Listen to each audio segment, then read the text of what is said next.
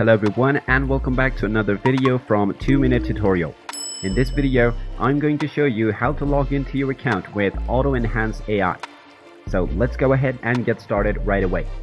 First of all, just open up your web browser and then type in AutoEnhance.ai in the address bar and press enter.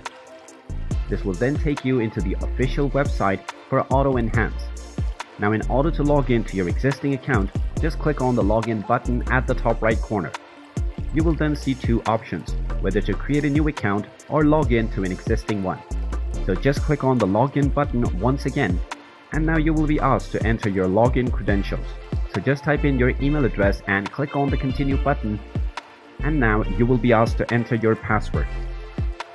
Simply type in your password and click on the continue button, and you will be logged into your account with AutoEnhance.ai. In case you forgot your password, just click on the Forgot Password button and you will be allowed to reset your login credentials. And there you have it.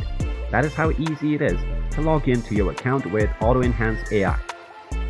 If you find this video helpful, make sure you hit that like button and subscribe to our channel if you haven't done so already. Also ring that notification bell to never miss another update from us. Thank you for watching and I will see you again in the next video.